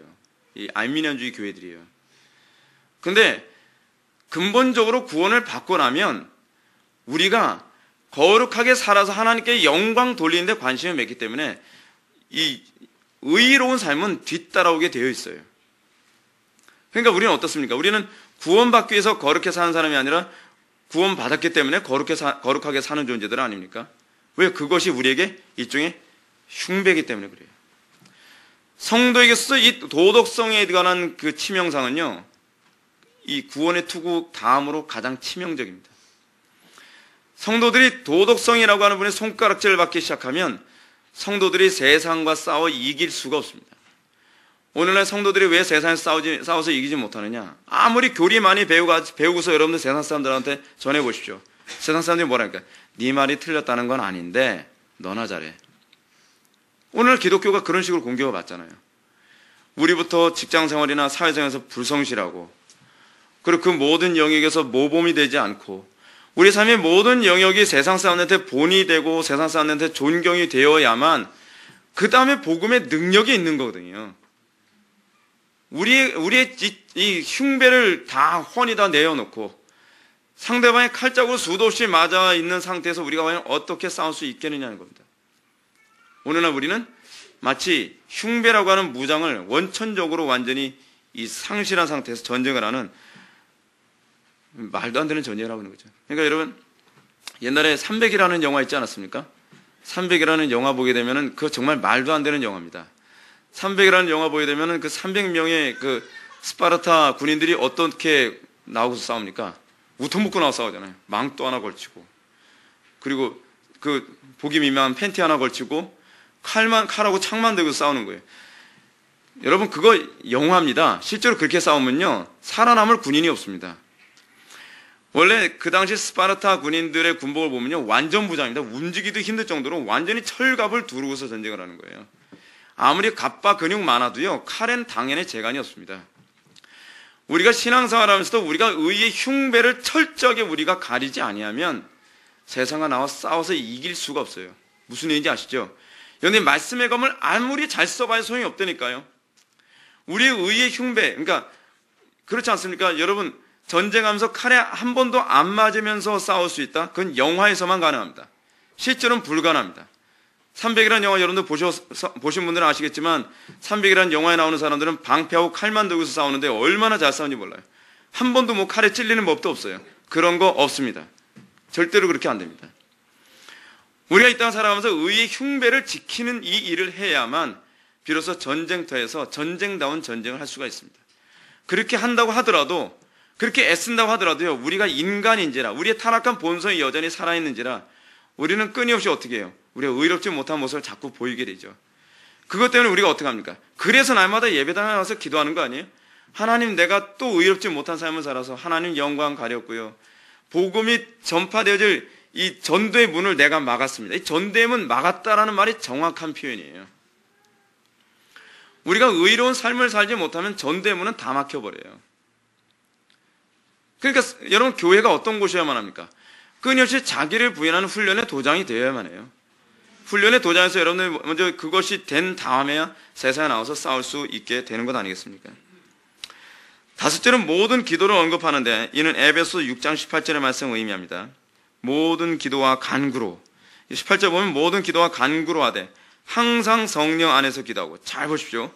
그래서 우리가 기도에 관해서 배울 수 있는 몇 가지 교훈이 하나 있습니다. 그것은 뭐냐면, 우리의 기도는 한 가지로 정형화되어 있지 않다는 것을 발견해야 됩니다. 모든 기도와 간구라는 표현을 사용합니다. 사도 바울은 하나의 기도를 정형화하지 않았습니다. 사도 바울은 우리가 그 때와 장소에 따라서 다양한 기도의 방법을 사용할 수 있다는 것을 우리들에게 얘기하고 있습니다. 실제로 성경에서는 다양한 기도의 방식을 우리에게 제시해 놓고 있기도 합니다. 근데 여기서 더 중요한 부분이 있습니다. 성령 안에서 기도하라는 겁니다. 근데 성령 안에서 기도하는 이 문제에 관하여 앞에 수식어가 하나 있죠.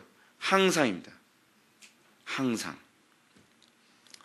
모든 기도와 방법이라고 하는 것은요, 다양한 방법은 말 그대로 그냥 하나의 도구에 불과합니다. 근데 여러분들의 모든 기도는 항상 예외가 없이라는 얘기죠. 어떻게 기도해야 돼요?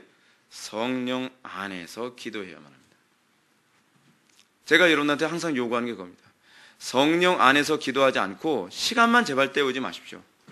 중언부언하면서 10분, 30분, 50분, 1시간, 3시간 아무 소용없습니다. 성령 안에서 기도할 때라면 그것만이 하나님께서 받으시는 기도입니다. 우리는 자꾸 시간 자꾸 따지기 좋아하죠. 내가 몇 시간 기도했다. 몇 시간 기도했는데 왜 사는 게 그 모양일까요? 성령 안에서 기도하지 않았을 때 나타나는 현상이에요. 기도는 많이 했는데 내가 열심히 기도한 것 같은데 기도 가운데 하나님의 임재가 느껴지질 않아요. 기도를 하는 가운데 내가 보이지가 않고 기도를 하는 가운데 하나님께서 내 심령을 더욱더 가난하게 만드시는, 간절하게 만드시는 그런 건 전혀 느껴지지 않는 거예요. 그냥 습관처럼 하는 거죠. 습관처럼. 사도 바울이 여기서 맨 마지막 부분에 주로 이 기도를 언급하고 있는 부분이 무엇인가 봅시다. 그것은 뭐냐면 여기서 표현하는 것을 그대로 읽어드린다면, 전신 갑주를 입었다고 해서 그 수단과 군사 자신의 힘을 의지해서 싸운다면 패배할 수 없기 때문이다. 여러분, 우리의 전투는 이렇습니다. 여러분들 완전무장했습니다. 여러분들 의로운 행실을 살고 있고 구원의 투구도 있고 방패도 있고요. 여러분들 검이 있습니다. 근데 문제가 뭐냐면 이 모든 완전무장을 가지고 전쟁을 하는데 이 전쟁을 승리를 이끄는 것은 주체가 내가 아니라는 거예요. 우리는 자꾸 착각하는 게 그거잖아요. 내가 할 수 있다고 자꾸 생각하는 거예요. 내가 말씀의 검이 있으니까 내가 방패가 있으니까 내가 의롭게 살았으니까 그게 아니라는 거예요. 이 모든 싸움의 승리를 가능하게 하는 것은 사실은 갑주가 아니에요. 갑주가요. 아시겠습니까? 성령께서 이 모든 일을 하십니다. 성령께서. 그래서 여러분, 신약의 교회를 한마디로 얘기하면 뭐라고 얘기한다고요? 성령의 인도를 받는 하나님의 백성들이라고 하잖아요. 그게 새 이스라엘의 특징이에요. 우리가 왜 사도 바울이 쉬지 말고 기도하라고 얘기하느냐? 사도 바울만큼 여러분 전신갑주로 완벽하게 무장한 사람이 어디 있겠습니까? 근데 그가 항상 우리들에게 요구하는 것이 뭐냐면 쉬지 말고 기도하라는 겁니다. 왜요? 전쟁에 가능하게 만드는 것, 전쟁을 수행하게 하시는 진정한 주체는 성령님이시기 때문에 그렇습니다. 말씀의 검을 바르게 쓰게 만드는 것은 내 이성이 아니라 성령님이십니다. 믿음의 방패를 강화시키는 것은 내 의지와 결단력이 아니라 성령님이십니다. 우리는 자꾸 이러지 않습니까? 성령님을 의지하지 않으면서 내가 세상에 불 붙지 말아야지, 내가 성공에 불 붙지 말아야지, 내가 음란함에 불 붙지 말아야지, 불 붙지 말아야지 하면서 불이 안 붙어집니까? 불은요 한순간에 붙습니다. 한순간에 붙어요. 여러분들 경건생활 조금 무너지고 기도생활 조금 무너져 보십시오. 한순간에 세상에 불 붙으면요 이게 꺼지지가 않아요. 꺼지지가 않아요. 여러분, 그 영화에서 그런 장면 보지 않습니까? 어떤 사람이 그 불화살 딱 맞았는데 불화살 한번 잘못 맞고 나면 온몸에 막 불이 막 그러잖아요. 원래 이 로마 시대 당시에 사용하던 이 불화살이라고 하는 것은 뭐냐면 그냥 활 앞부분에만 그냥 불만 딱 붙어있는 그런 게 아니라 활 앞부분에다가 송진 같은 걸 붙이거든요. 그래서 활을 쏴서 딱 맞췄을 때 그냥 갑옷에 딱 꽂히기만 한 것이 아니라 송진 같은 게 있어가지고 이게 떨어지질 않아요. 이게요. 손으로 때리면 손에까지 막 붙어버리는 거예요. 그러니까 어떻게 해요? 이게 아예 붙지 않게 하기 위해서 항상 우리가 하나님의 은혜 아래 거해야죠. 항상. 근데 하나님의 은혜 아래 거하는 건 어떻게 해요? 기도를 통해서 하나님의 은혜 아래 거한단 말이에요. 그러니까 저는 개인적으로 기도 생활 안 하면서 경건 생활 유지한다? 속된 말 좀 거짓말하지 말았으면 좋겠어요. 우리가 그럴 수 있는 존재가 아니에요. 기도하지 않고서 그렇게 살 재간이 없는 존재예요. 그것도 성령 안에서 기도하는데 별로 관심이 없다? 나 기도 몇 시간 했는데요? 기도 몇 시간 했는데 별 필요가 없어요. 성령 안에서 하지 않으면 그냥 오면 그냥 불 붙어버리는 거예요. 끊임없이 우리가 그래서 모든 기도와 간구로 하되 항상 성령 안에서 기도하고 이를 위하여 깨어 구하기를. 그래서 또 뭐예요? 항상 힘쓰며. 여러분 어떻습니까? 전신갑주 9절에서 딱 빼고 싶은 구절이 있다면 저는 단연코 18절을 얘기하고 싶습니다. 이 다른 어떤 성경 구절도요, 항상이라는 말을 이렇게 강조해서 붙인 구절이 없어요. 항상 갑옷 입어라, 항상 투구를 써라, 항상 방패를 가져라, 이런 말을 하지 않은데, 기도에 관해서는 사도 바울이 얼마나 강조를 많이 하는지요. 기도를 하되 쉬지 말고 기도하라고 얘기하지 않나. 여기 에베소서에서는요, 항상 성령 안에서 기도하고 항상 힘쓰며. 그래서 어떻게 해요? 여러 성도를 위하여 구하라 라고 하는 거예요. 기도 생활이 제일 어려운 이유가 뭐냐면요, 기도 생활은 힘써야 되기 때문에 힘듭니다. 힘써야 되기 때문에. 그래서 제일 인기 없는 설교가 뭐냐면 기도하라는 설교예요. 기도하는 거야만큼 제일 힘든 게 없거든요. 기도는 항상 힘써야 되는 것이고 노동이에요. 조나단 에드워즈도 기도야말로 가장 우리에게 가장 힘든 거라고 얘기하고 있어요. 그래서 사도 바울도 그렇게 얘기하고 있는 겁니다. 여섯째로, 영원히 닳지 않을 신을 언급합니다. 여러분들 성경 구원의 복음의 신발이 어디서 나옵니까? 성경 구절에서 어디서 나오나요? 10몇 절이 나와요? 19절이요? 15절. 여기서 맨 마지막 부분에 다뤘네요. 평안의 복음이 여기 있네. 평안의 복음이 준비한 것으로 신을 신고 라고 있습니다. 이 평안의 복음, 이 어떤 상황에서도 미끄러짐이 없는, 그러니까 여기서 지금 이 김호만 목사님은 이걸 어떻게 해석을 했냐면 영원히 닳지 않은 신을 언급하였다라고 하면서 발걸음을 옮기는 곳마다 복음을 외쳐야 함, 이렇게 얘기를 했는데, 사실은 에베소서 제가 강의를 하면서 보니까 여기서 얘기하는 평안의 복음이라고 하는 것은 어떤 상황에서도 미끄러짐이 없는 그 바르고 명확한 복음을 얘기합니다. 그러니까 무슨 얘기냐면 하나님과의 관계를 돈독히 하는 복음. 그러니까 옛날에 그 로마인들이 신던 신발이 있거든요. 로마인들이 전쟁할 때 쓰는 신발인데 그들의 신발은요, 겉으로 보기에는 샌달인데 밑바닥은 스파이크입니다. 스파이크여야만 했던 게 뭐냐면 전쟁하다 보면 평지에서만 싸우는 게 아니라 항상 전쟁 어떻습니까? 막 굴곡도 있고 산 같은 데서 싸우고 그러는데 한 번 넘어지면 한 번 넘어지는 것이 인생 종치는 거거든요. 그러다 보니까 그 사람들이 전쟁터에서 미끄러지지 않게 하기 위해 그 로마인들 신발에는 바닥에다 스파이크를 박아놨어요. 사도 바울은 그걸 염두에 두고서 이 구원의 복음의 신발을 얘기하는 거거든요. 그러니까 복음의 신이라고 하는 것이 두 가지 개념으로 이해될 필요성이 있다고 생각합니다. 첫 번째 뭐냐면 내가 예수님께서 말씀하셨던 것처럼 나로 인하여 실족지 않은 자 복이 있도다. 여러분, 수많은 사람들이 복음 때문에 실족하는 사람들이 많이 있죠. 우리는 이런 얘기합니다. 나로 인해서 다른 사람 실족하지 않게 해야 된다. 공동체 안에서는 그렇습니다. 근데 또 하나 뭐냐면 교회 안에서 복음 때문에 실족하는 사람이 있습니다. 예수님 당시에 그런 사람이 상당히 많았습니다. 예수님이 복음, 십자가의 복음을 전하니까 이 가르침이 어렵도다. 예수님 곁을 다 떠나죠. 복음이 우리 본성에 맞지 않거든요. 복음이요. 제가 목회하면서 그걸 굉장히 많이 느낍니다. 복음을 있는 그대로 전하면요, 복음 때문에 실족해서 떠나는 사람들이 상당히 많습니다. 꼭 그렇게까지 살아야만 합니까? 꼭 그렇게 자기를 부인해야만 합니까? 어떤 사람이 이혼의 일보 직전이 있는데 성경에 이혼하지 말라 그랬습니다. 아, 난 그렇게까지는 못 살겠습니다.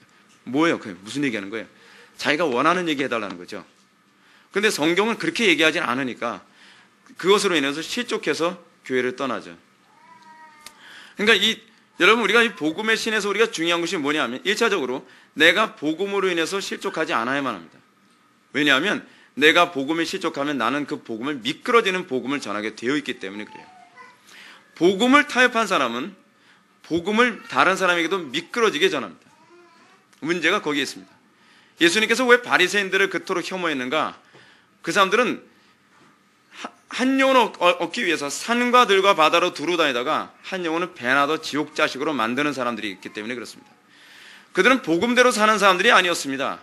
그들은 복음 앞에서 자기의 필요한 것을 가감해 가면서 하나님의 말씀을 재가공할 줄 아는 사람들이었습니다. 왜요? 그렇게 해야 사람들이 좋아하니까. 그런데 그렇게 함으로 말미암아 어떻게 사람들을요? 배나도 지옥 자식이 되게 만들죠. 미끄러지게 만드는 거예요. 미끄러지게 만드는 거예요. 표면적으로는 미끄러지지 않습니다. 미끄러지지 않아요. 왜냐하면 그 사람들이 소위 타협된 복음이야말로 사람들을 가장 안심하게 만들고 사람의 마음을 가장 편안하게 만들기 때문에 그렇습니다. 그러나 사람들의 마음을 편안하게 만들고 사람들의 마음을 안심하게 만드는 그 복음, 그리고 마치 기도하지 않아도 마음 편하게 살 수 있는 그런 식의 복음은 결국 자기가 이미 미끄러졌을 뿐만 아니라 다른 사람들도 미끄러지게 만드는 복음이라는 것을 알아야만 합니다. 오늘은 이 시대가요, 소위 복음 가지고 장사하는 사람들에게 굉장히 장사하는 사람들을 굉장히 환영하는 그런 시대에 우리가 살고 있습니다. 복음 가지고 장사하는 사람들은 자기부터가 그 복음에 이미 미끄러져 있는 사람들입니다. 우리가 잘 알고 있는 유명한 그 설교자가 설교하면서 그런 얘기 하지 않습니까? 내 원수를 사랑하라. 근데 그분이 그렇게 얘기합니다. 나는 이 말씀이 그런 의미는 아니라고 생각합니다. 어떻게 우리가 원수를 사랑합니까? 자기부터 이미 그 복음에 미끄러져 있습니다.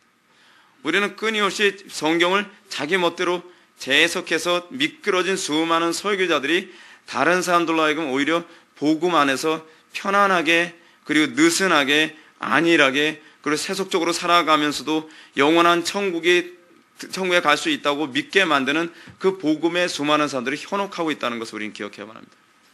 복음에서 우리는 이 복음의 신이 의미하는 바를 다시 한번 묵상합시다. 그래서 예수님께서 말씀하셨던 것처럼 나로 인하여 실족지 않는 자가 복이 있도다 라고 얘기했던 것처럼 정말 저는 여러분들 우리 공동체 안에서 권면하는 것도 굉장히 중요하다고 생각하는데 권면하기 전에 내 자신부터가 복음을 타협하지 않고 복음을 위해서 내 자신이 적당히 미끄러져 있는 상황에서 다른 사람을 권면하는 것이 얼마나 위험한 건지조차도 여러분들 항상 기억해야만 합니다. 그렇지 않으면 나만 죽이는 것이 아니라 다른 사람들까지 배나도 지옥 자식을 만들 수 있습니다. 더 나아가 여러분들이 그렇게 복음을 그렇게 살지 아니하면 여러분들의 자녀들까지도 배나 더 지옥 자식을 만들어 버리고 말 것입니다. 제가 우리 홈페이지에다가 이 얘기만 하고서 제가 마치겠습니다. 제가 홈페이지에 아더 핑크의 자녀교육에 관한 글을 제가 올려놨습니다. 자녀교육란에요. 아더 핑크의 자녀교육란에서 자녀교육에 관해서 아더 핑크는 거기서 똑같이 얘기합니다. 우리 개혁주의가 그래요. 개혁주의는요. 개혁주의는 자녀 교육의 책임을 절대로 교회에게 맡기지 않습니다. 그게 항상 우리 개혁교회의 특징입니다. 항상 자녀 교육의 책임을 누구에게 다 맡기냐면 부모에게 다 맡깁니다. 그래서 아더 핑크는 이렇게 얘기합니다. 당신네들의 자녀들의 영혼을 남에게 의탁하지 말라. 당신네들의 자녀들의 영혼은 당신네들이 책임지라. 여러분 우리 개혁교회가 왜 그러니까 어른들을 철저히 교육시킨지 아십니까? 그것은 단순히 여러분들의 신앙만을 위해서만이 아니에요. 여러분들의 자녀들을 미끄러지는 복음 전하지 못하게 하기 위한 제동장치이기 때문에 그래요. 근데 우리는 어떻습니까? 우리는 내가 세상에서 적당히 타협하고 적당히 사기도 치고 거짓말하고 적당히 뇌물도 주고 그렇게 살다가 집에 들어와서 애들한테 그렇게 말 못하거든요. 애들한테 바르게 살라 그 얘기 말 못하거든요. 애들한테 성경도 이렇게 살아야 된다, 정직하게 살아야 된다 이렇게 말 못하거든요. 어떻게 해요? 애들 보는 앞에서 그냥 폭력 영화 같이 보고 앉아 있고 애들 보는 앞에서 거짓말하고 아빠 그거 거짓말하면 안 되잖아요. 야, 꼭 그렇게까지 살 필요 없어. 이래 가면서 아이들로 하여금 소위 미끄러지는, 복음에 대해서 미끄러지는, 그리고 복음을 더 이상 신뢰할 수 없는 아이들로 키워버리고 마는 것이죠. 한국교회 위기가 거기 있습니다. 주일학교 교육이요, 백날에 발 소용없습니다. 제가 이렇게 말씀드리는 건 아주 부정적으로 얘기하는 거 아닙니다. 왜냐하면 제가 주일학교 사역만 한 5년을 해봤습니다. 주일학교 사역 제가 5년 하면서 느낀 게 있는데요. 그것이 뭐냐면 부모가 불경건한 아이들은 아무리 잘 가르쳐도 불경건한 아이들이 되더라고요. 그거는 어떻게 막을 수가 없어요. 그래서 제가 언젠가 전도사 시절 때 사랑의 교회에 가서 사랑의 교회 담당 그 교육자들하고 만나서 잠깐 대화를 나눴는데 그분들도 하소연하는 게 그겁니다. 전사님, 저희 이 사랑의 교회에서도요, 지금 갈등하는 게 뭐냐면 부모 교육입니다. 아무리 애들을 교육 잘 시켜도 부모 자체가 안 되니까 안 되더라고요.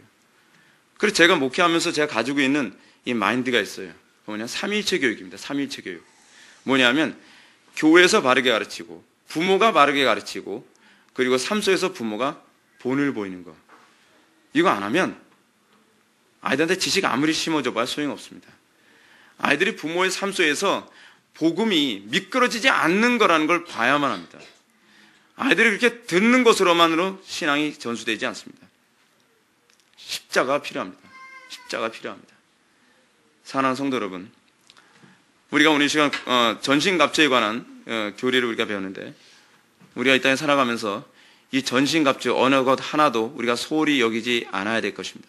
그러나 그 무엇보다도 제가 사도 바울이 유난히 맨 마지막으로 전신갑주에서 강조하고 있는 것처럼 항상 기도에 힘쓰고 항상 여러분들이 쉬지 말고 기도하는 이 태도를 항상 견지하시기 바랍니다. 다 같이 기도하시겠습니다.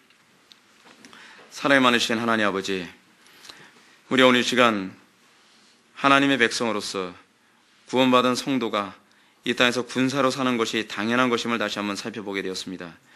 우리가 군사로서 살아가되 우리가 어설픈 군사가 되지 않기 원합니다. 우리가 군사로서 살아가되 하나님 나라에 큰 용맹을 떨치는 그런 군사로 살아가기 원합니다. 우리에게 믿음과 은혜를 더하여 주시고 우리가 무엇보다도 복음에 미끄러지지 아니하며 우리가 바르게 복음을 증거할 줄 아는 성도의 삶을 살 수 있도록 은혜 베풀어 주옵소서. 예수님의 거룩하신 이름으로 기도드립니다.